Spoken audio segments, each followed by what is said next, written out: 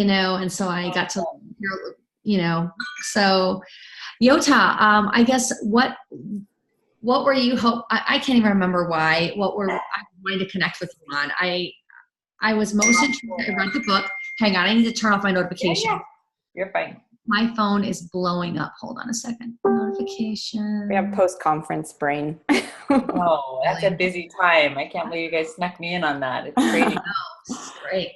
Can you believe the girls got up there on stage? Amy, did you see that? Yes, I did. It was so cool. Oh my gosh, that was like the best gift of my life. It was so neat. Yeah, and then Jim wrote like this little quote thing, and they played that up on the screen. It was like, okay, words are my love language, so I'm pretty much for that for the rest of my life. I had no idea they were doing. Totally deserve it, Yota. You have worked so hard. Oh, so thanks. Yeah, that was like the best gift ever. Okay, so were you wondering what I had in mind, Synara, or what we were kind of brainstorming? Well, I know what I have in mind, but I also want to know what you had in mind. Well, I'm going to try to not talk as much and let you guys talk, but I guess I just feel like there's like a few little missing links that, for the things that Amy does and what they do in Rhodiana Fields or in Roni's organization particularly, that I feel like we could maybe implement into ours to kind of like be those missing links. And I've already, tried some of that and already had a lot of success in my organization just from implementing specifically like the three-way calls. And then also Amy was talking about when, I think just like your onboarding process too of the three-way, but also how you guys, the upline helps with their like starter party or whatever you guys call it in Rhodiana Fields. I was just kind of curious for you to share that kind of stuff. So like the three-way calls as far as recruiting and also like the onboarding and just getting new reps started. Sure. Yeah.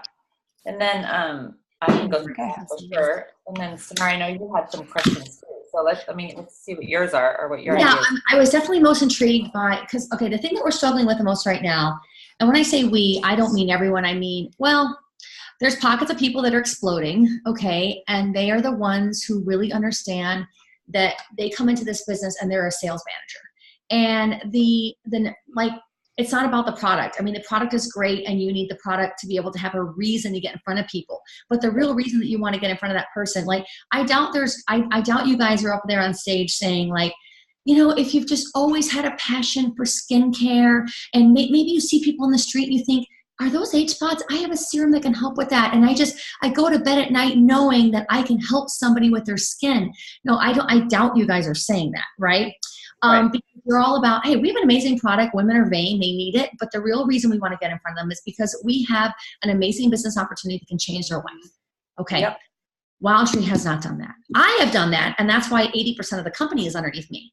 Mm-hmm. Other people are not doing that, right? And that's actually why I've been promoted to VP of Sales, because they're like, well, Synara, people that are outside of your organization just don't seem to thrive. And we don't know if it's culture or is it systems or resources. And I'm like, it's paradigm. It's paradigm.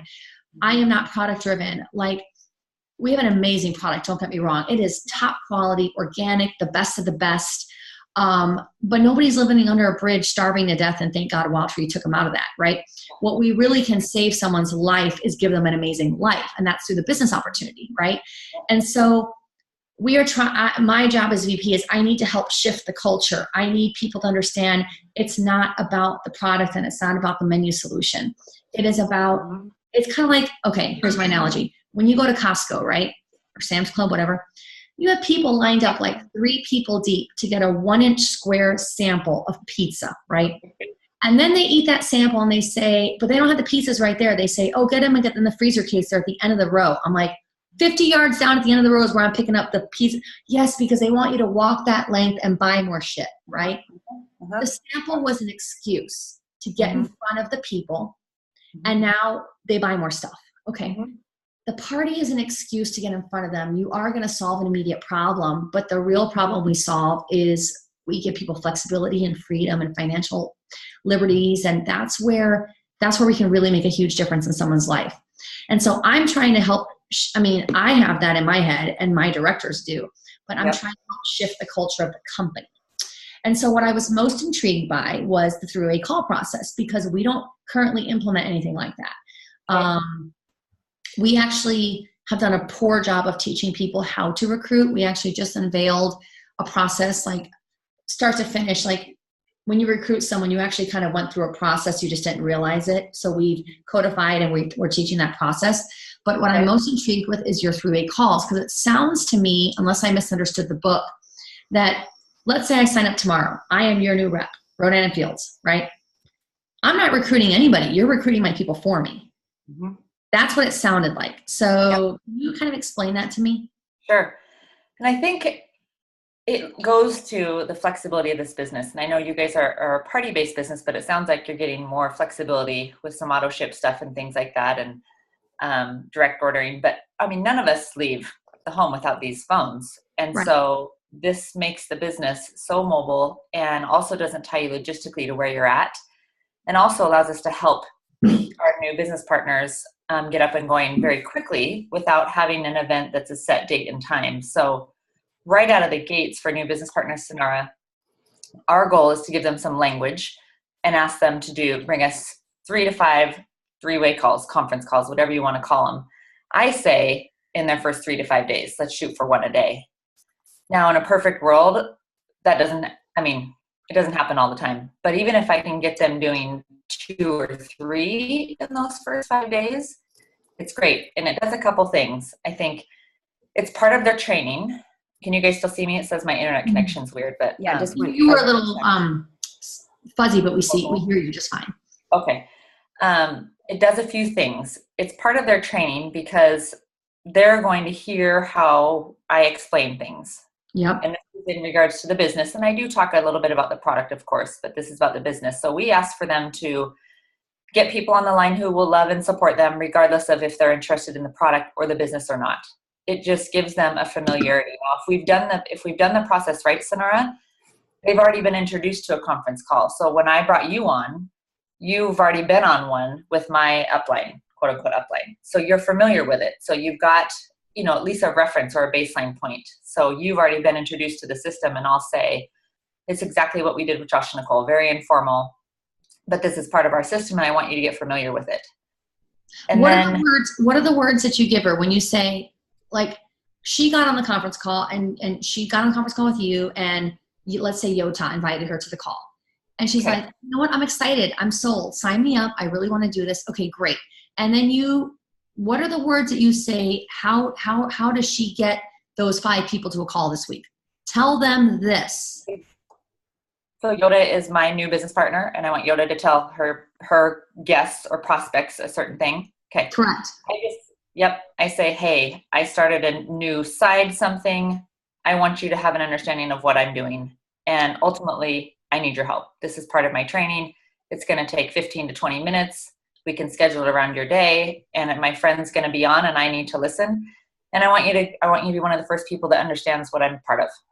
And they're inevitably going to get asked, what are you doing? And that's where I really coach people, and Romy coaches people. We want you to be dangerous enough in 5 minutes or less, really. They don't need to be talking much more than that, just because they don't have most of the facts. But it's asking for help. It's letting people know that this is part of their training. It's also giving them a little bit of an exclusivity. Hey, you're one of the first people I want to know about this. And if the roles are reversed, I'd hope you do the same for me.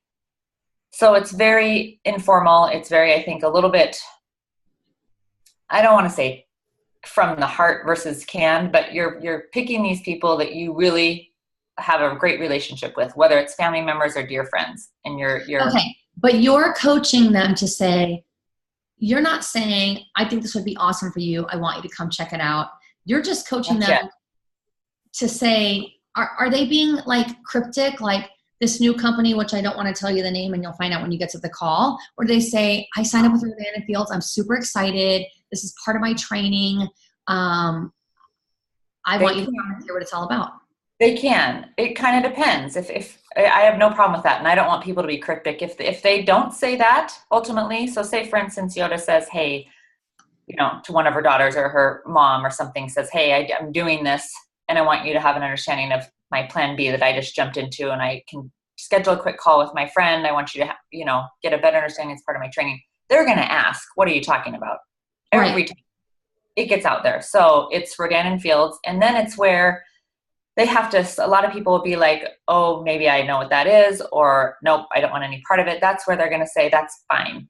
I just need you to be part of my training. That's how you can help me. I need you to just be on the line, because it's going to be their really relationship with that person. And not a lot of times we get a ton of pushback, but sometimes it does happen for those newbies, and that can be real defeating to them. They can be like, ooh, I called 2 of my good friends and they don't want to get on the phone. And then I'll kind of peel back the layers, like, well, what did you say? Tell me how it went. And ultimately, well, I was on the phone for 45 minutes with them, and I gave it all up on the first date. So it's really trying to coach them a few key, kind of leading them to that next step, and just saying, hey, I want you to have an understanding of what I'm doing. And they can say, I didn't think I'd ever do this. I jumped into Rodan and Fields, but I want you to be the first to know what this is about. And at the end of the day, you don't have to do one thing, but I could use your help, and I need you to be an ear so I can listen to how this is talked about. This is a really important piece of my training. And all it's going to take is 15 to 20 minutes, and we can work it around your schedule in the next day or 2.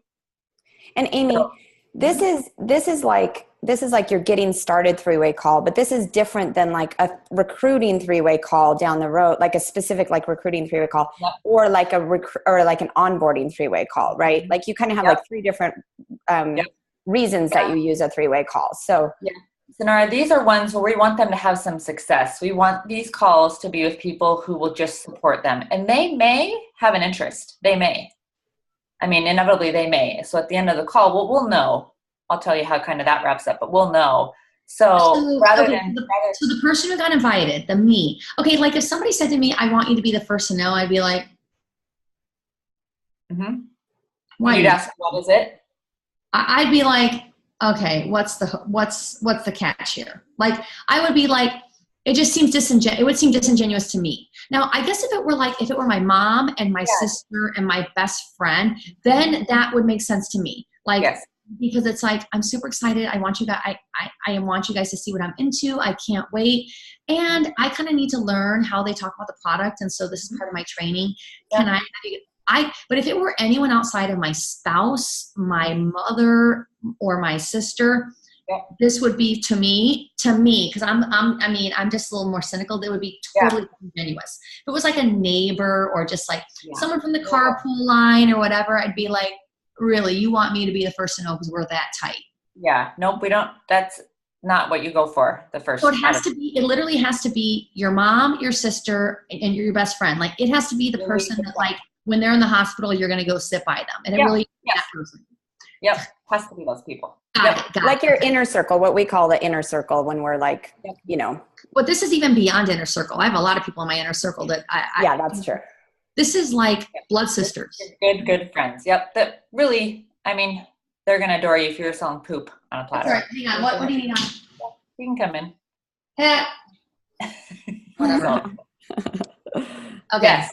So it's just to get them familiar with it. Someone who, really won't judge them. I mean, they can talk about it. So that's to get them familiar with it. And that is important, Synara, especially if someone, say Yota was my new partner and I didn't introduce her to the system. I just signed her up and she had no familiarity. I never got her on a call with my upline.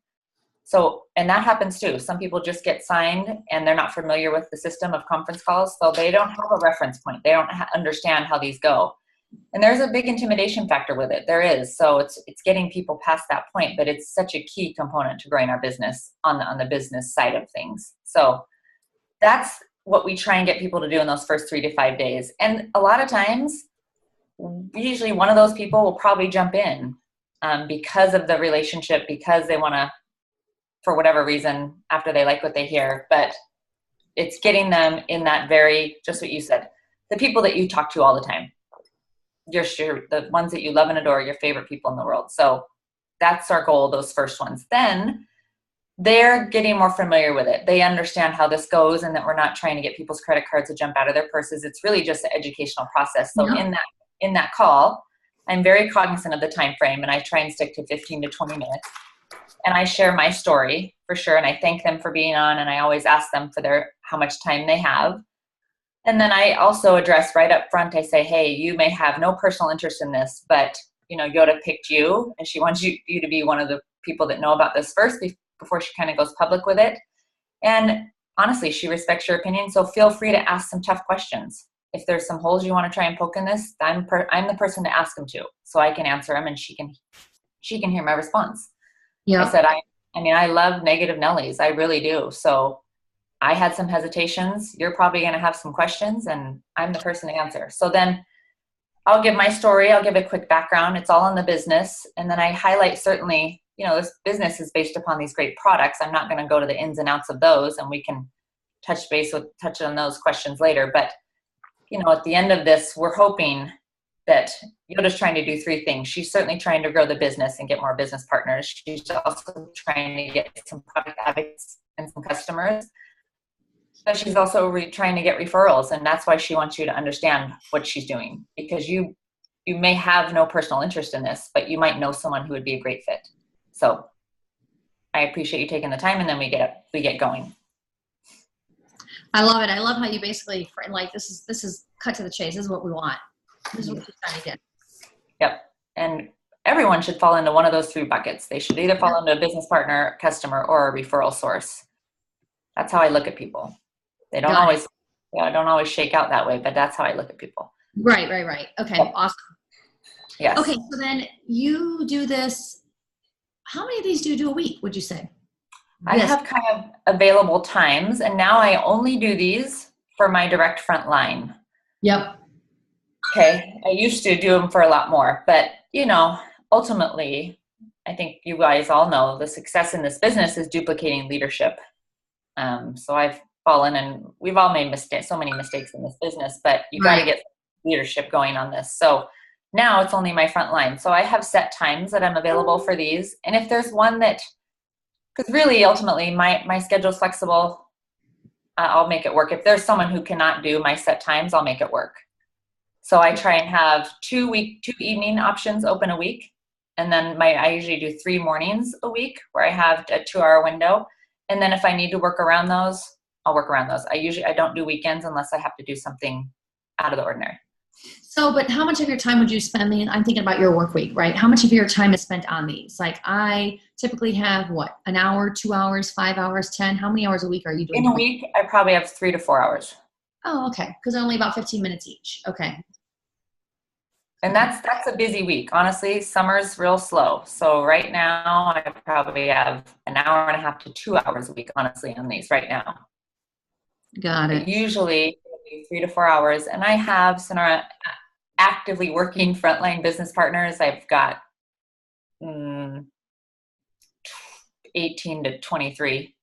So that tells you they're not all bringing me conference calls. Roger. Yeah. Because I was going to say, it just seems like within a week, I would have 40 hours a week of these calls. Mm-hmm. Do you know what I mean? Yeah. Yeah. You probably have more frontline, but I have some that just aren't actively engaged. And even no, for sure. Don't get me wrong. I have a ton of those. Yeah. So I make my availability, and then I try and fit people into those nooks and crannies, and it usually works well. Okay. Yeah. Okay. So that's the brand new rep one. Like that's the girl just getting started. Does she do a launch party? Does she actually showcase the products, have all her family and friends over, or do a launch party at her house? Yep. And I know you guys do some. Ours are called big BBLs, big business launches. And for Dan & Fields is funny. We kind of pride ourselves on being a little bit different and getting away from that party plan structure. And then just what you said, here we're going to ask them to do a party, essentially. So we have to kind of really explain that. So we try and position it as, hey, we are going to ask you to do a big business launch, but this is a one-time kind of open house thing. Now, ultimately, there are people who love to do events, and they can do events to their heart's content, but it's really part of our upstart, our getting started system to encourage those new reps to do a business launch in 2 to 3 weeks. So they do it at their house, usually. If I can be there, if they're local, I'll go. But if not, then I typically FaceTime in, and they put me on their laptop or hook me up to their TV, and I still will do the heavy lifting from afar. They showcase, they set the products up. Sometimes I'll have a couple products with me, but usually I'll have the camera positioned so I'm seeing it, and I can just say, hey, and she'll hold the products up. So I'll do some heavy lifting on the products. So I do the same thing. I'm just not there to demo. And then once I sign off, if I'm FaceTiming in, I try and be on there for about 15 20 minutes max. And once I sign off, then I keep my phone and I'm readily available to answer questions. Yep. And you do this because she wouldn't be competent to do it herself? It's just part of our, I don't know why we do it. It's just part of how we've done it. Okay. That's a great question, but we've just always helped the downline get in that, on that event. On that So business. how many of those do you do in a month? Well, my recruiting streak hasn't been as well as it used to. So let's just say when you were at your peak, let's just say, what's the worst month you've ever had, or best, or however you want to look at it? Best month I ever had, I brought 7 people in. I did that twice, as long as I've been doing this. So I had 2 months where I brought 7 people in, and it was busy, but not all of them, Synara, could do that time frame. They could not all do a launch in every 2 to 3 weeks. I remember a couple of them I launched at the same time. They were all both local to me, so we did a 2-person launch events. So that was a busy month. Those were busy months, but they trickled into the next month. So I was doing 4 or 5 events in that one month, which is busy for me for personal launch events.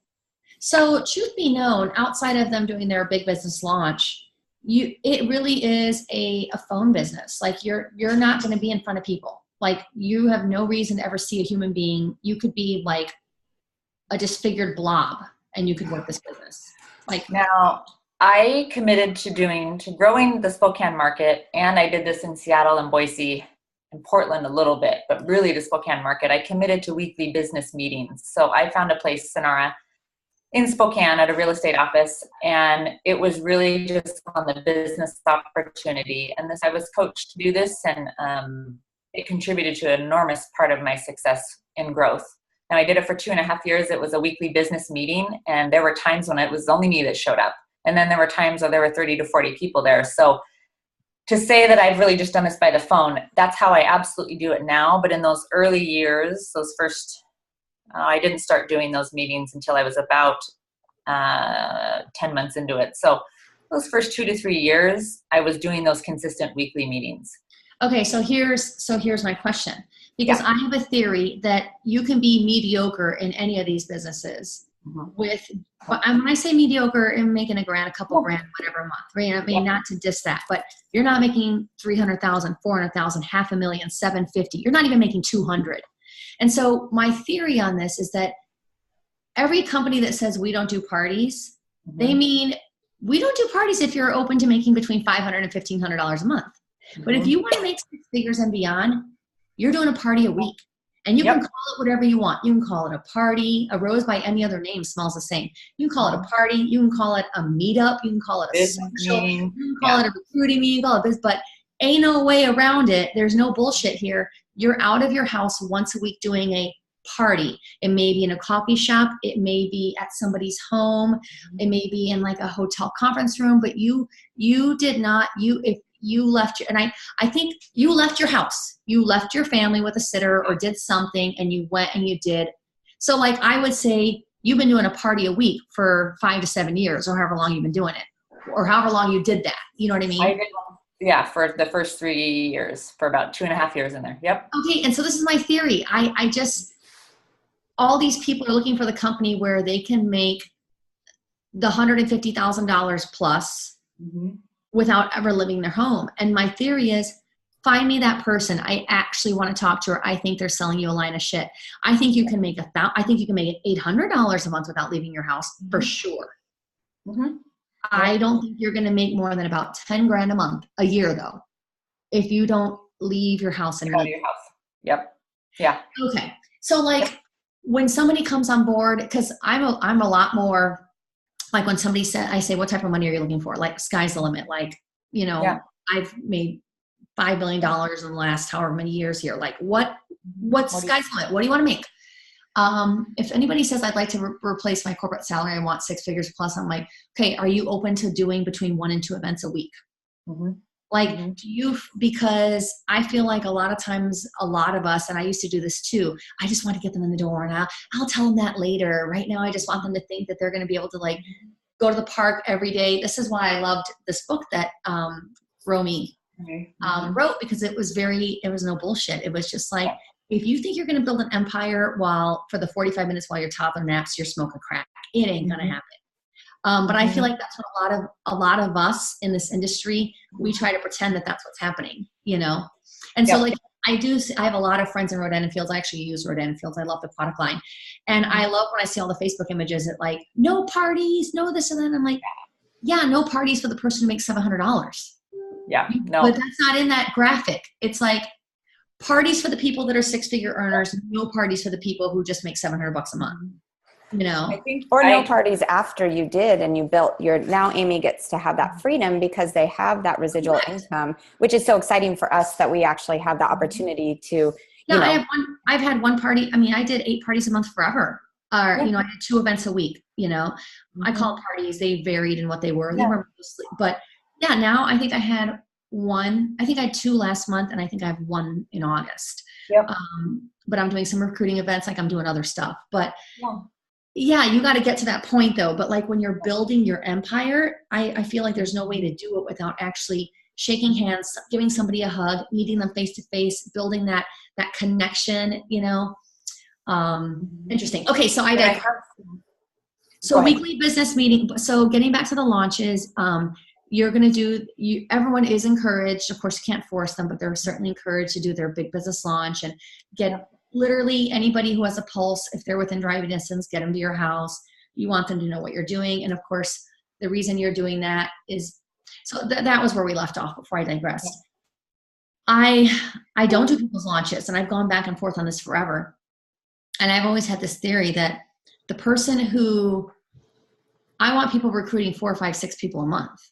And there might be that person that's like, I am not adding 6 parties to my, like I've always wondered, does it keep people from recruiting, knowing that like, oh, I got to go do their first party, you know, so I'm adding these extra dates to my calendar. I don't have any data. I've just always wondered if that's, you know, I don't know. We've always done it, and I don't know why we've always done it. It's just kind of, and nowhere in our corporate structure does it say the upline has to do the event. Like if you looked at our training material, it just says the big business launch event is encouraged. It doesn't say your upline has to do it for you, but it's just kind of been the way it's been done. And it doesn't have to be that by any means, but it's, I guess I don't have anything else to compare it to, Synara, because we've always kind of, that's the model we've done. Yeah.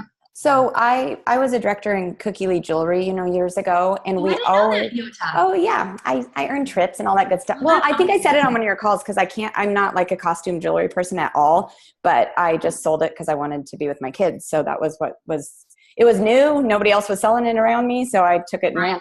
So, but we always did the launch party for our new reps. So that was something that was interesting to me when I came to Wild Tree, was like, oh, and actually, I realized it right away when I signed up, because I said, well, are you going to, to my upline, are you going to come and help me with my first party? Like I have 21 people coming to my first launch party and I'm scared to death. I'm scared to talk in front of people. I don't even know really what I'm talking about. She's like, no, we don't do that. Because if you think about it, she was really by the book kind of drill sergeant-y and super sweet. But anyways, she just was like, because then once you start recruiting, you'd have to do theirs and this. And she talked me right into her way of doing it, and so I'm like a rule follower. And it's like, okay, I guess I'll do it. But honestly, I talked to Jenny Newt about this this morning, Synara. She's a coach with a company we work with, Amy. And I said, I had a really big why. Like I was not going to miss out on stuff with Allie being in college and dancing. I am a super determined person. I don't have to have other people to motivate me. I was bound and determined to make this work. And at the end of my launch party, I was almost in tears and felt like, I don't even know if I'm good at this. Like I really questioned, like, I don't know, like maybe I'm not going to be successful at this. And I'm like the kind of person that feels I'm not like a serious, like overly confident person, but I'm a really motivated, excited. You don't have to work on that kind of stuff with me.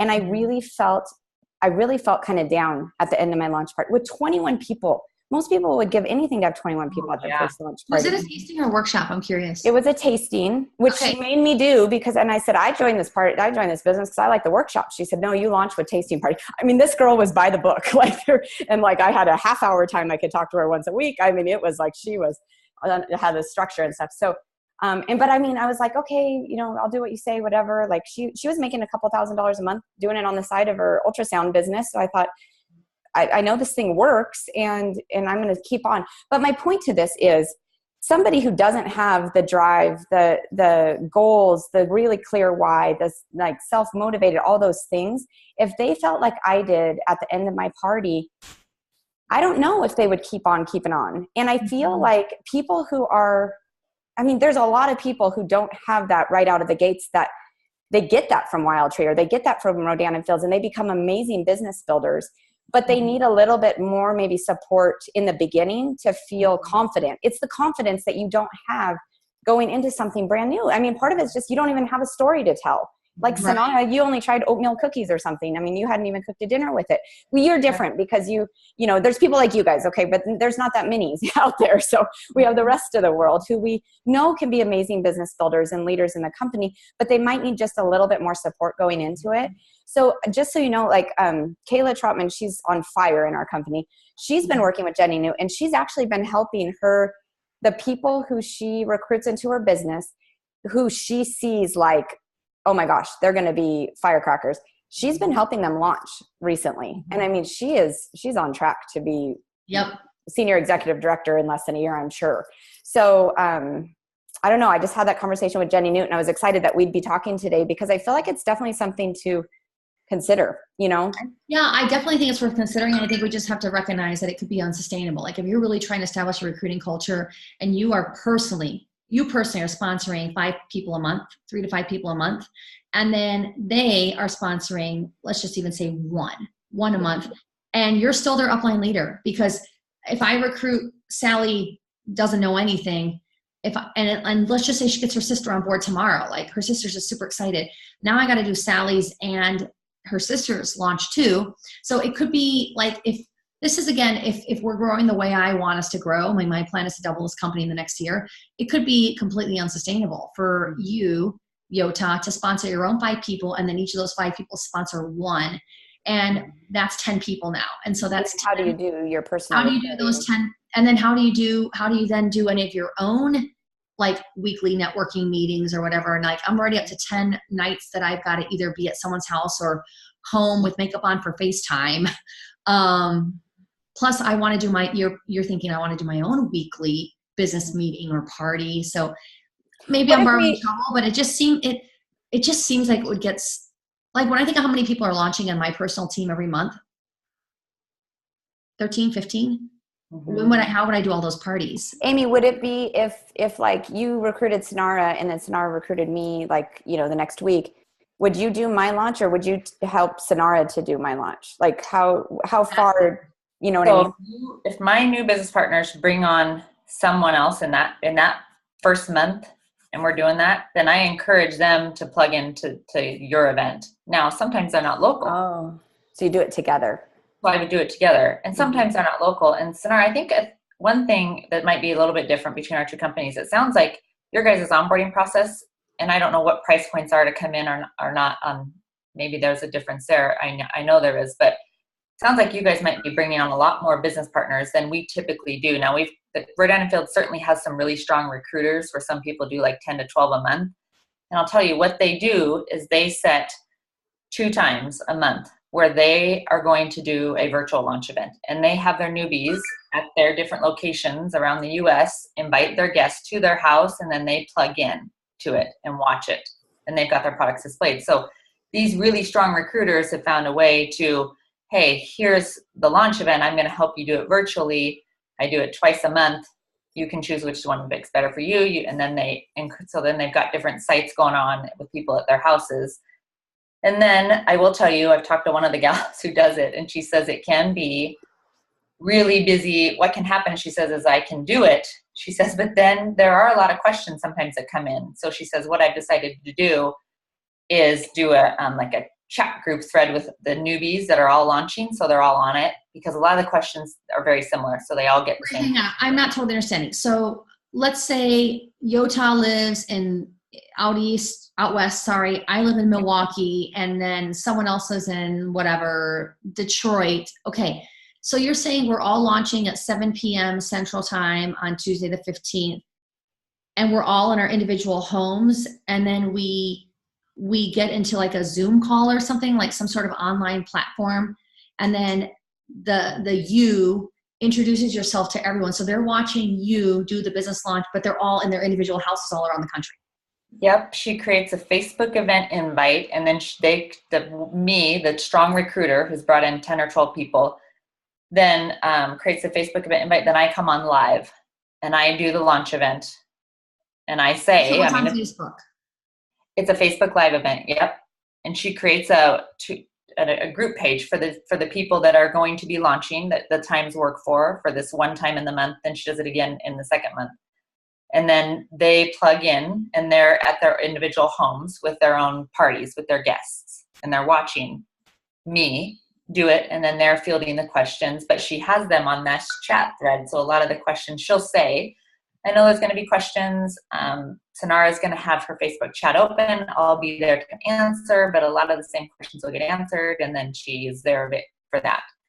Right after, for like an hour. Oh, got it. Yeah, that's very, very different than what we do. So those are real strong recruiters. I mean, that are bringing in a lot of people. That's how they've kind of helped still launch. And I think, Yota, you hit on something.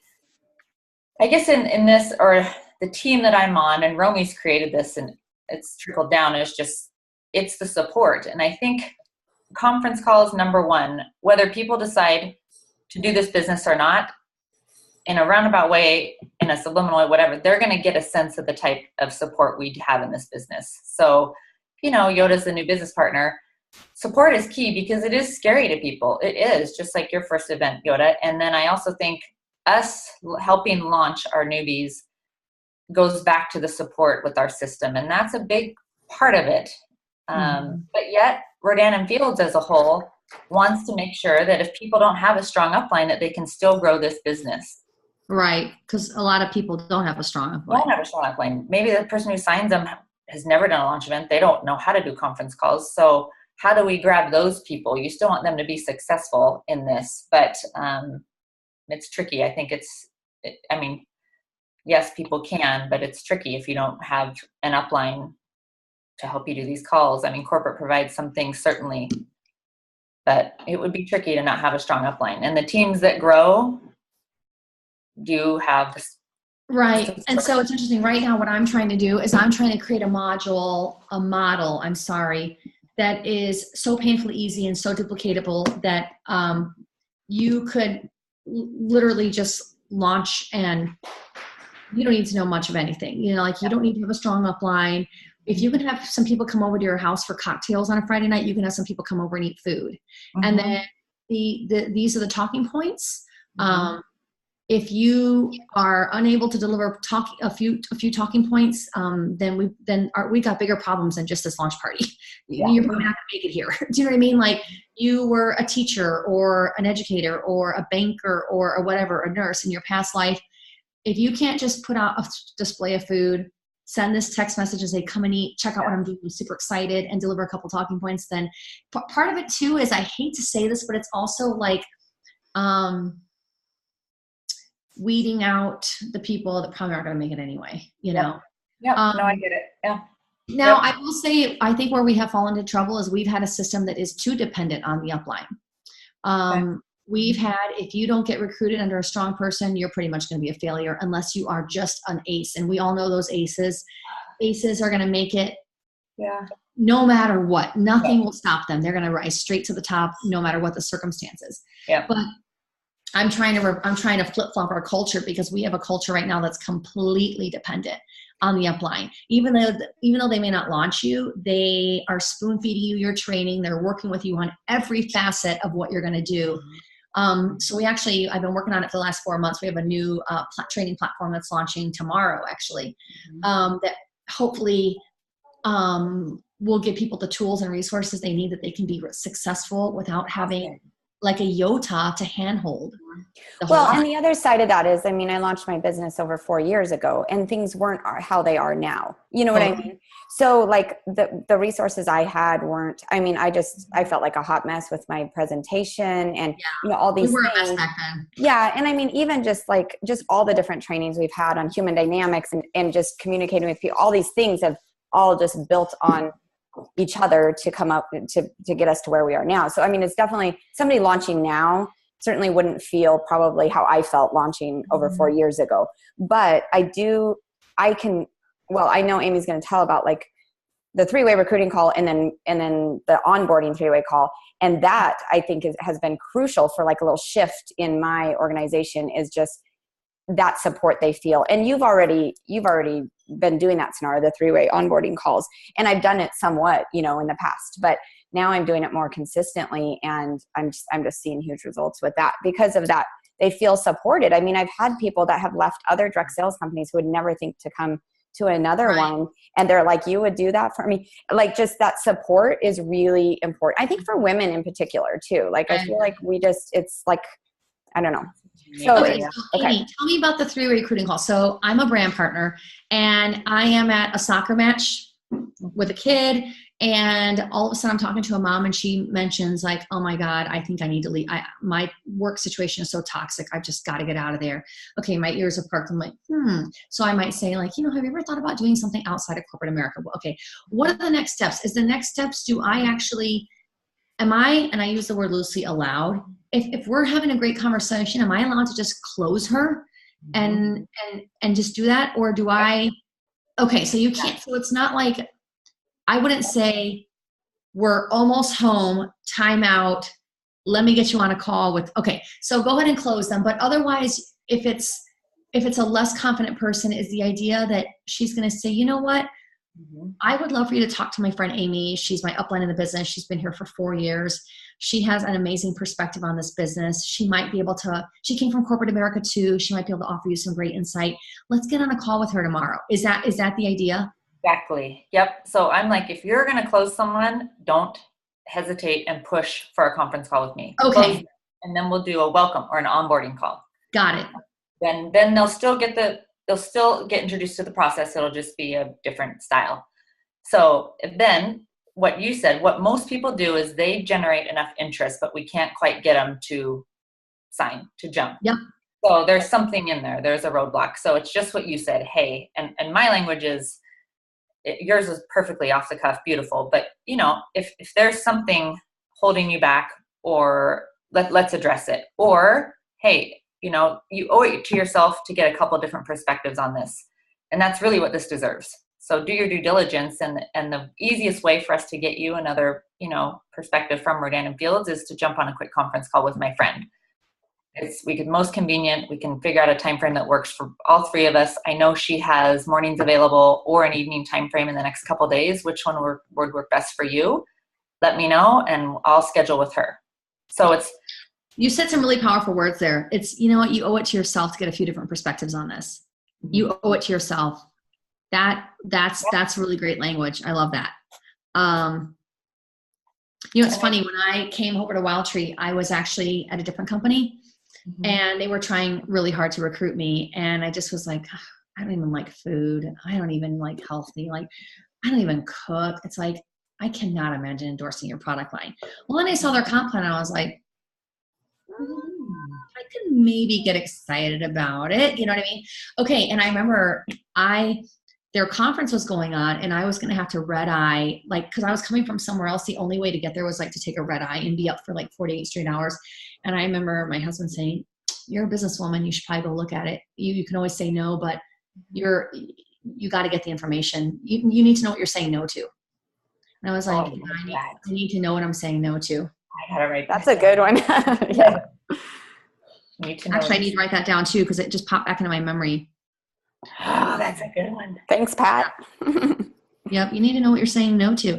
And so literally I left the conference, came home, said hello to my babies who were 18 months, 3 and 5, literally came home, repacked my suitcase, went back to the airport, did a red eye. It was into Vegas. Crazy. It was a chaotic, but it was that, like, you're a businesswoman, you owe it, you need to know what you're saying no to. So I think those are both great phrases. And people are they're gonna go, whether they're gonna get online or they're gonna ask a few friends, they're gonna go get a couple different perspectives. You might as well give them an educated one. Yeah. I absolutely love this. And so then I text you from the soccer field. I have someone who's interested. What time works in the morning? 10 a.m. And it's like, okay, 10 a.m. And now it's on the calendar. Then does she do I say, I'll call you and my friend, I'll three-way you in, Amy? I try and get away Conference from call that. line? I try and get away from three-way language totally. So when I'm coaching on my calls, it's conference call. I just think three-way gives some weird connotations, and it inevitably leads them to believe they're going to be ganged up on because they're the minority. So it's always conference call. That's what we try and say.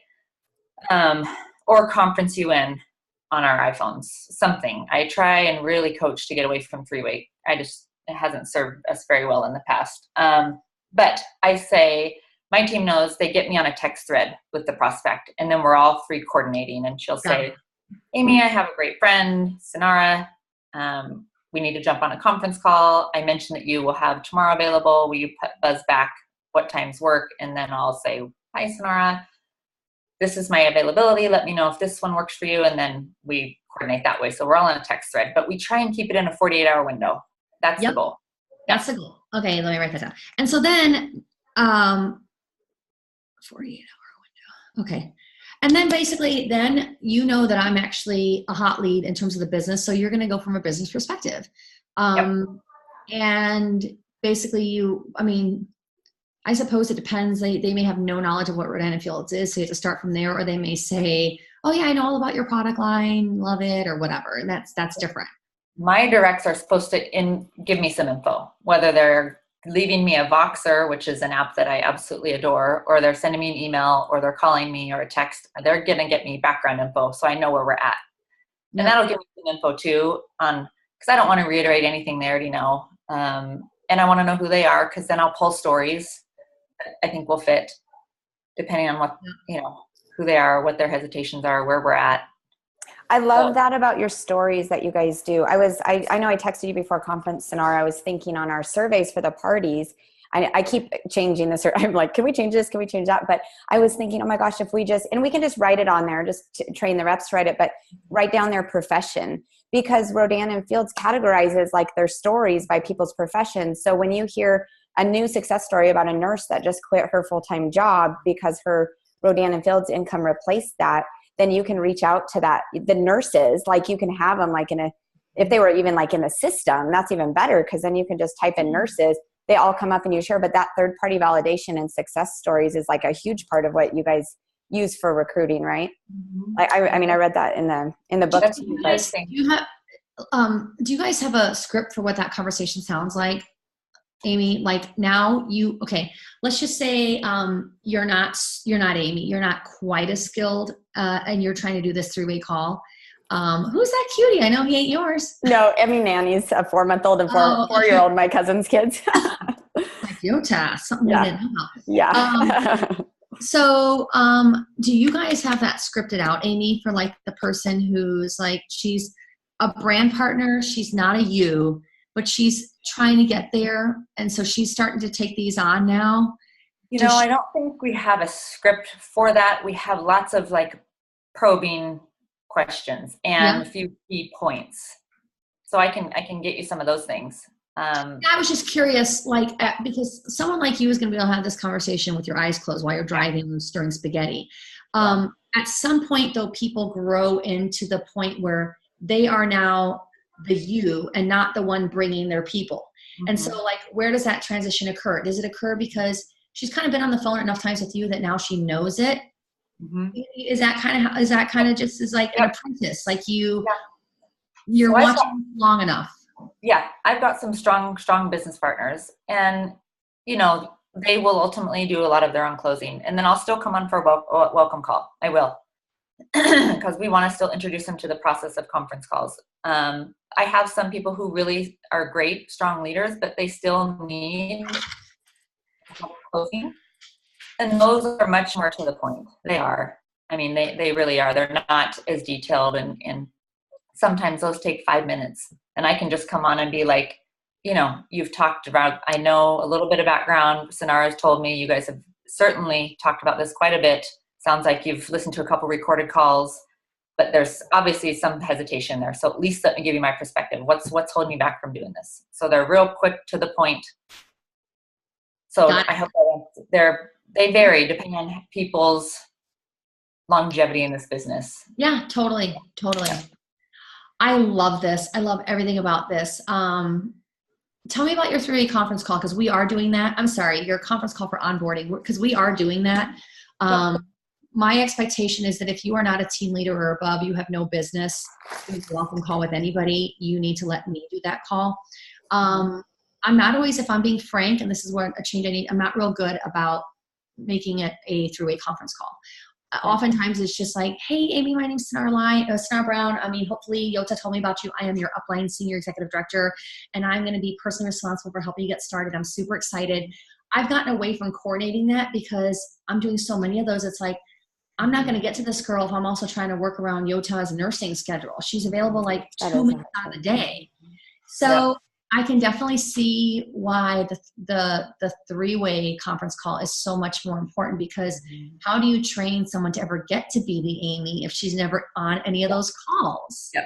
Yeah. I do way more conference calls, Synara, than I do welcome calls, because most people aren't that confident in closing. I mean, most people, that's why I do way more conference calls than I do welcome calls. Now, welcome calls, I'm essentially not going through all the ins and outs either. It's just a platform. It's like saying, say you just signed with Yota. I would say, Synara, congratulations. I wanted to go ahead and take the time to schedule this call because I want you to understand that I'm part of your support system as well. So if you ever can't get a hold of Yota, I am certainly your next go-to. I'm in Spokane. This is a little bit about me, but tell me why you're doing this. I want to know about you. And then I'll say, is there any top of mind questions you have right now? I'd love to answer them. And then, so I'm not necessarily doing all the initial what they should do. I'm still leaving that up to Yota, but it's again, showing them this type of support they would have and making sure they have all my contact info and my email. Okay. So they know they've got support if you're available. So if I'm just, it's really a feel good call. It's not super tactical. It's just really a feel good call. It really is. Okay. Good to know. If they're all newbies, say you two were both brand new in your first month, then I'm going to go through kind of the protocol, what we expect let's talk about conference calls. Let's talk about bringing 3 to 5 of those in your first week. Let's talk about scheduling your business launch event. Let's talk about inviting language, how you're going to get people on calls, and what you're going to say. Let's work on your story. What is your motivation? What's your why with this business? Let's work on your list, all those very basic things. So, that is kind of a more thorough welcome call if they're all brand new. If I've got 2 newbies in their first month, I'm coaching both of them. So there's a welcome call there. And they're going to also get, Synara, a welcome email from corporate. It's going to be very corporate. They're going to miss the feel good stories and stuff, but they're going to miss the personal connection, which is why the welcome call is so important, for the personal connection. So if you've got somebody who's like not a newbie who brings somebody on, you're going to do the feel good welcome call, but then your direct is going to do more of a training call with that person. Yes. Okay. That's what it sounds like. And I'm trying to get to a place where I can do that welcome. Like, I want you to feel supported. I'm so excited to have you as part of my team, blah, blah, blah. But my goal was, and hopefully we will have accomplished this with our platform tomorrow, but like the in-between girl doesn't have to be super, super competent in order to get her off the ground and running, because the training is sequential. Like, first thing you need to do is we need to put your hot list together. This is a business built on people. It's worth it to spend a day just brainstorming all of these different categories so you can have a comprehensive list, because we're going to eventually reach out to all of these people, and it helps to start with a huge list. So like, I have a video, like, what is your hot list of 100 and why is it important? I don't want like to depend on Mary Mediocre having to do that, to explain to her what that is and why it's important, or even remember to tell her to do it. Do you know what I mean? I did not make my list of 100 or hot list when I first got started because I didn't understand the importance of it. Like, had somebody actually said to me, okay, here's why this hot list is important. You don't realize this right now, but everyone that you know lives in this circle. And for you to be incredibly successful and make the money you want, you have to get to the people all out here. And the only way to get to them, because you actually don't know them right now, is through these people. So every person's a door to another person. So the more people you have in here, the more doors you have. If you don't make this list, you're going to run out of people very quickly. Had somebody just said that 30-second thing to me, I would have been like, makes sense. I'm going to work on it. Yeah. No one told me that. I just thought I have like 5 or 6 people off the top of my head that I think will host. So I'm just going to jump in. Mm-hmm. I didn't think, no one explained that to me. And that's why you can't depend on Mary Mediocre. You know what I mean? So anyway, so you're building all this for corporate, it sounds Correct. like. Okay. She got promoted to the vice president of sales for our company. So she's still going to be in the field and doing, oh my gosh, she's Synara. the first of whatever. Yeah. So they asked me to be VP of sales, to which of course I immediately replied, no, because, like you can't afford you can't afford me. Do you know what I mean? Like but not just that, I absolutely love being in the field. I love my parties. I love connecting with people. I love mentoring my team. I do not want to be a corporate person. And they said, we want you to keep doing all those things. I mean, the problem that we've had, and this is our CEO talking, the problem we've had in the past is we've had VPs of sales who don't do the job. And so they're making decisions on initiatives, training, promotions without having the lens of the field. Mm-hmm. So right now, 80% of the company is somewhere in my line. So they say, you're kind of already practically the VP of sales. But we need the people outside of your organization to thrive as well. And we want to double. Yeah. And so I'm kind of a hybrid. So I have like my own organization, but I'm also getting like a corporate salary and bonus structure to be a corporate person. So I think it's a new thing. I was like, sure, why not? You know? Yeah. But I'm excited because I do feel like I can impact a lot of people, you know? You guys have come such a long ways for a company that sounds like didn't have a lot of structure to it. I mean, if you guys put this stuff in place and I tell Yota and you start to incorporate even a little bit of some type of a system. It was like living in a hippie commune. It was like literally there were not even job descriptions. Yeah. It was at the corporate level. It was, I don't even know how we're here. I don't even know how we made it. So, So anyway, yes. So I've been spending the last couple months, we hired a person, we're calling her a content curator. And basically she puts my brain into written form because like the time it takes to type all that out in format. So we have a content curator. So she's the one that's created all the documents. I'm partnered with 2 other people who are top leaders in other organizations. Just so that you're getting the best practices from everyone, not just my organization. Yep. And we've put this thing together and it's really just the first step. We've got comprehensive onboarding, events 101, like how to run a successful event, and then sales and recruiting cycle, like how to actually follow the cycle in its entirety to make sure that it's amazing when you think about people that can't recruit. Like Yota, I just talked to Ruth Westfall yesterday. She wouldn't mind me telling you this. She's been a director for years. She's in recruiting slump. She can't recruit to save her life. So now that we've codified this process, we were able to see where she's stuck. And it's different for everyone. Like some people don't recruit because they're stuck at step 1. They just don't cast a wide enough net. They don't ask enough people. Mm-hmm. Some people, it's step 2. They are not drawing out of that person what is missing in their life to make them want to do this. You know, like I give the analogy of like, you watch a commercial for Bounty paper towels, right? They don't just say like, buy your paper towels, right? They have the mom in the kitchen with the kid and the kid knocks over the Kool-Aid and the mom goes, and then she stops it up with the paper towels, right? But you needed to show the problem before you could show the paper towels. Well, too many of our reps are just showing the paper towels. Oh my God, what is this amazing company? But they haven't like dug into why a person would need it. Yep. And then other people are really good at that, but then they can't close them. It's like you can get lost in 6 different spots. And so we need to kind of show where those gates are so that people can start to find where their gap is and do a better job with their team building. It reminds me.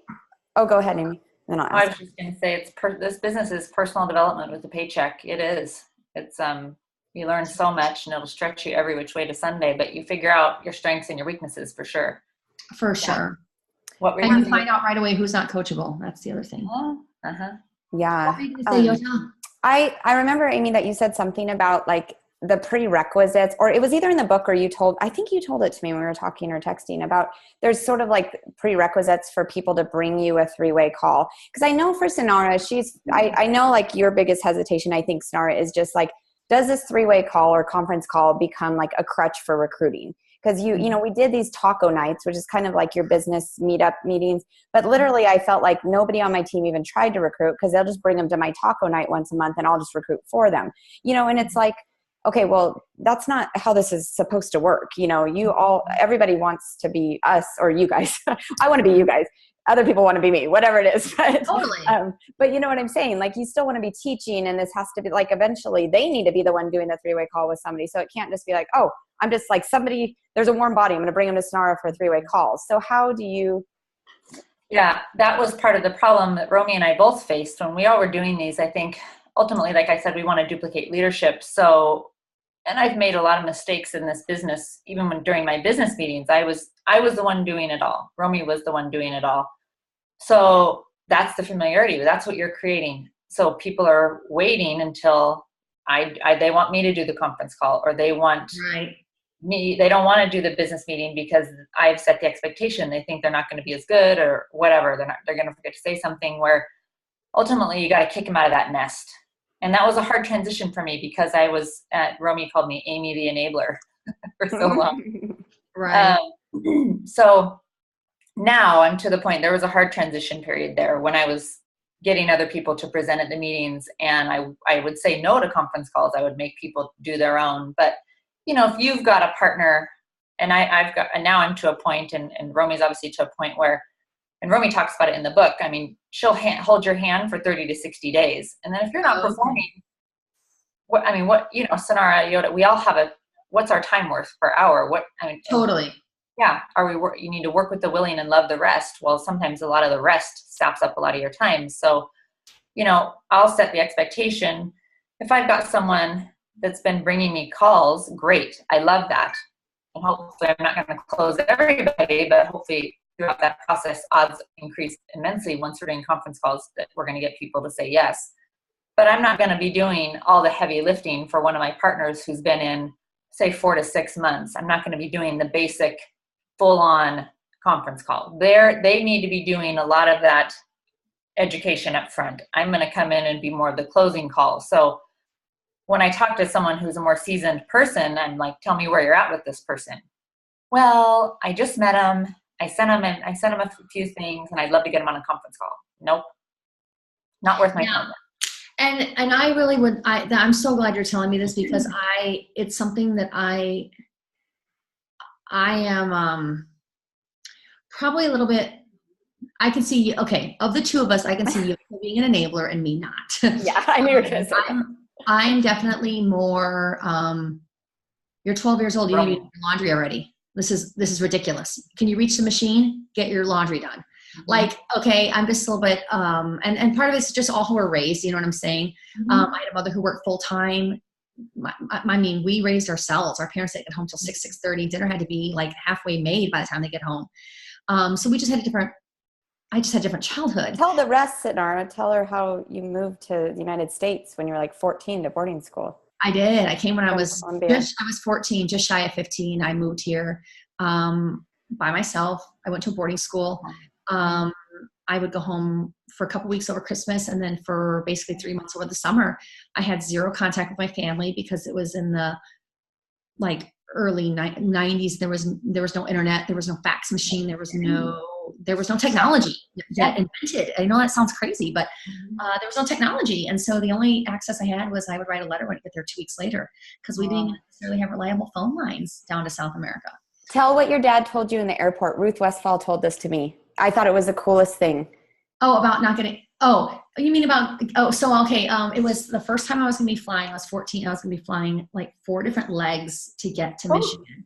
Is this a story? And I was super nervous going to the airport. And I remember my dad's like, honey, you're smarter than 95% of the world. But if other people can do it, you can do it.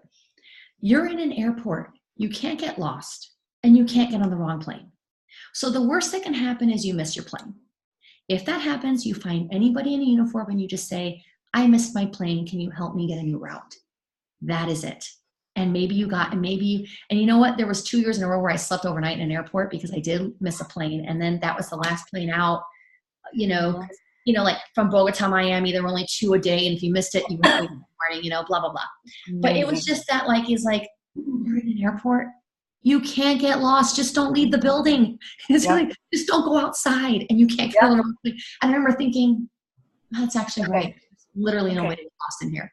It gives me goosebumps. You need to tell that story at conference, Synara. I just think it's like so incredible. Like, it's all perspective. Like, it's like, and then the fact, it shows like why you are so independent and strong and amazing. You know, my mom would have been like, oh, sweetie, I won't make you go in the airport all by yourself, honey. I'm going to hold your hand the whole way. You know, I'll fly with you and come back. Yeah, exactly. And I probably did a little bit too much of that with my kids too. But I mean, it's like you said, it's how you're raised. But I just think no wrong way to do it, though. There's no wrong way. That's such a powerful story, though. I just feel like that you could tell people that, like, I mean, you could relate that to our businesses, you know, like. Totally. So here, like, it's so, I mean, it's just so amazing. So here's my theory. I just feel like, okay, people, when I get somebody at the age of 25 or 29 or 32 or 47 or whatever age they are when they come to my business, they pretty much are who they are. And you cannot make a donkey, you cannot make a racehorse out of a donkey, is the bottom line. And so I just want to bring people on board and empower them to, like, what we do is not that hard. This is not brain surgery. We are not like taking out somebody's appendix here. You're serving people food and you're going to go through these talking points. That's your job. Okay. So what I want to do is I want to totally start implementing this conference call system, but we have a disproportionate number of enablers in this company. It's just who we are. I can see this getting out of hand really quick.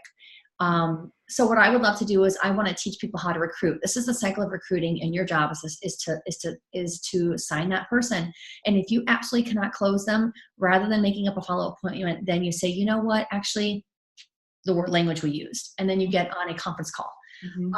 But I can just see we will turn into those people like the ones you're describing, Amy, that it's like, do you have any bit of interest? Okay, let me get you on the call with Amy. It's like they get to a place where they think, my job is to bring them to Yota, and Yota recruits them for me. And they're not thinking, yeah, with my first 2 or 3 people while I get my feet underneath me. They're not thinking that way. They're thinking this is just the process, you know? Yep. Yes. So we have to be careful. So like, I just know us, like we are the number of, like, I use the word cutthroat loosely, but the number of just super strong, assertive business women we have in this company is a lot smaller than what I would imagine you have in your company. We have a company of Care Bears.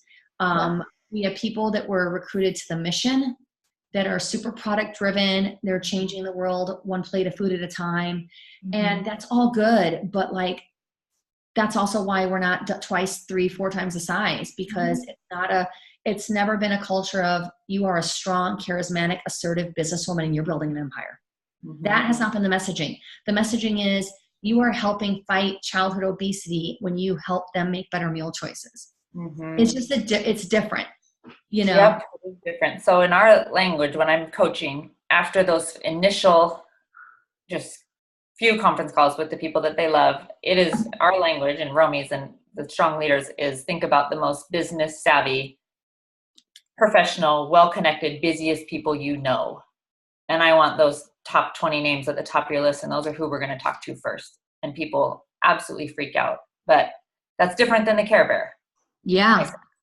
So that's who we want to talk to. That's who we want to get this in front of. Because those are the movers and shakers, and they may or may not have a personal interest, but they may know someone. That is brilliant. We would have said, who do you know who's into health and fitness? Who do you know that's like a foodie? Who do you know that's like loves to cook? Who do you know that hates to cook? Like product. And I always just had a different paradigm. And that's part of why my organization, probably the reason why my organization is 80% of the company, and the people that are more product centric, there's a million small teams, you know what I mean, that never grow outside of that because they're product centric, and they're bringing in the type of people who are not, like you said, the most well-connected, savvy, amazing businesswoman, you know. They are not looking for those people, you know. Yeah. I recruited yesterday a lady who's an attorney. She's a high power attorney. She just is miserable. She hates job. She has no Yep. life. She has no fun. She doesn't get to talk to any normal, fun people. And she's like, if I could make 6 figures doing this instead of being an attorney, I'd do that in a heartbeat. I'm miserable. Right? Yeah. Well, I and like the think top about producer in my organization the last 3 months is a full-time family practice doctor with a 4-year-old at home. Yeah. And like, no excuses, people. You know what I mean? Like, and they're burnout. Those doctors are burnout the second they get out of medical school. Oh, yeah. They start working, they drop their kids off to daycare first, pick them up last. They're not fulfilled. She was at Stir. She's having more fun in this, posted on Facebook. I mean, it's like amazing. There's just so much more in life than what everybody thought when they went off to college to do what they're supposed to do and Right. aren't fulfilled You're in their people life. that are business builders like us three on this line. I mean, if you can encourage them and get them into a mode, and Synara, you know this, to talk to those people, their business will change immensely. Most people go after the friends that they think love skincare or love to cook, that are stay-at-home moms that have free time on their hands, and those are not the people who are driving my business. Yep. It's the busy people, the people that prejudge, that think they don't need another dime, that they're already very wealthy, or that they don't have another second in their day. And I'm telling you what, those are the people who do well with this. They are. Business savvy people understand a good opportunity, and they're very comfortable with juggling multiple balls in the air, adding another ball in the mix. They just are. Mm-hmm. Right. Busy people get stuff done. So when you backing up to, you talk about kicking them out of the nest, and you kind of hold their hand for 30 to 60 days. But and then if they're not performing, that's when you kind of like bless and release or whatever you call it. But if they are bringing you 3-way calls and they're pretty like, they're really doing like 90% of the recruiting cycle or whatever you want to call it. But you guys are just having a lot of success with that closing. And maybe it is, like you said, 5, 10, 15 minutes at the most. Is that just kind of what you guys keep doing, is they just keep on bringing them to you? And then at some point, is it like, oh, they just keep on doing that forever because you're always their direct upline? You're not I just brought Romy one. Okay. There's someone in between Romy and I, but this person had some PR background, so it fit better with her. So, and it's kind of that third party validation. Is that really what? That's the key. Okay. Yeah, that's usually the key component, Synara, that people are struggling in this business. They have their list, they have their why, they're talking about it, but if a lot of people want to do it all on their own, and if they miss that third party validation, whether it is a conference call with me or their upline, or whether it's getting them to an event, maybe it's a business meeting that corporate's doing, or just some type of an event, or a virtual event, or getting them to a recorded call. We have lots of recorded calls that we use. They miss that step, and I see it. People get stuck. It's hard to close people, and for whatever reason, they've got to get that third party validation in here. That's a key component of this business. And Yota, you mentioned something which, Synara, I want to share real quick. I think this could be something your company could do if they chose to. Rodan & Fields as a whole has a redefined, they call it redefined blog, and it features leader stories. So what Yota was saying, and there are hundreds of them on there now, but you could type in teacher, and it'll bring up all the teachers or nurses. They do that. Okay, cool. Or PR or doctor, and it's hotkeyed to, and so then they can go through. People can read them, but it's especially great for newbies. I still use it too. If they need another story, if they're looking for a story, they can send them a link to this person. Thought this might relate to you, or this fell across my desk. Is it just a written story with a picture, or is it a video? It's a written story with like usually 3 to 5 pictures of the person with their family. So they do, I think they do like 2 a week. I think they put out like 2 a week. And they have a company that will call. So we submit them as leaders. We submit who we think should be featured. And that's part of the perk of being a leader. You can submit people from your team. And then corporate has hired someone that helps write it and makes it compliant, of course. And then they're featured. And then they can get press on it too. So as soon as their story's up, usually their upline promotes it. Love your seeing your name in lights and having your story shared. But then the whole company uses it. So it's interesting that you would say that, because starting next week, I'm going to be doing this is more internal marketing. So right now we don't have a culture of recruiting. And one of the reasons I think we don't is because, number one, we've been super product centric. But number two, we haven't done a good enough job of highlighting all the lives that are being changed. And so starting next week, we're going to have a rep of the week. And that person is going to film a video on her iPhone. And it's just going to be like, she's going to be like this. And she's like, hey guys, my name is Synara Brown. I live in Wauwatosa, Wisconsin. My 3 kids, started 11 years ago. I used to be, I used to be a nurse working night shift. I came here because one of the most exciting things that's happened in my business so far is blank. And my goal for the end of this year is blank and blah, blah, blah, whatever. Love so it. you need to drip on people, because what happens is Sally Mediocre, every week when she gets like the update, she's going to see the rep of the week. And number one, it's like she's reminded, oh my God, I feel like everybody is team building but me. Number two, she sees people in those stories. Like, oh my God, she is a pharmaceutical sales rep. That's what my cousin does. And maybe I should have her after all. And so, but what you're talking about, Amy, is a perfect, I hadn't gone that far to actually, I want both. I want the energy and the charisma that comes from a video, like the passion, but then I also want something like formatted, formal, and beautiful. That's not like, I'm just getting out of the gym. Like that's good for internal marketing. We need something good for external marketing. Yep. And so what you're talking about is the second piece of that would be great for external marketing. Mm-hmm. Well, and essentially we have a lot of that in our catalog, and even in the past catalogs, stories with pictures. So it wouldn't be that hard to start putting it together right away. And I just think it's such a great resource to pull from, because and like Southwestern trains us on that. And we've been talking a lot about just like, you have to have that testimonial, third party validation, tell stories about other people. Cause I feel like people are sometimes more interested to hear about someone else's story than to hear you talk about your own story all the time. You know what I mean? Totally. Yeah. Well, and they kind of like, it's like you said, third party validation. I often say like, okay, so I'm totally biased. I've been here 11 years, having time in my life. I'm going to tell you to do this, but I think you should hear from so-and-so, it's that being able to hear from somebody else that have as much skin in the game, for instance. Oh, totally. Yep. It's, it's all built, all our businesses are built on that product, but I've seen, you find so many people that want to be part of something bigger than themselves. They do, and they'll do this. And I just think you were saying early on, Synara, how a lot of it's really product focused for you guys. And I just think there are so many people looking for a way to make supplemental income without punching another time clock. And your guys' model is a great opportunity, as is ours. And they just don't know about it. So you have to share the possibility. As great as the products are, we got to get good at sharing the possibilities of what if. Yes. Let's be honest. You can find really high quality organic food in other places. You can find really high quality, amazing skincare in other places. It's the opportunity connected to that product that makes us amazing, Yep. And you guys have done an amazing job. And that's why you guys are growing like a rocket into outer space, because you guys have done a good job of getting that message out to your field.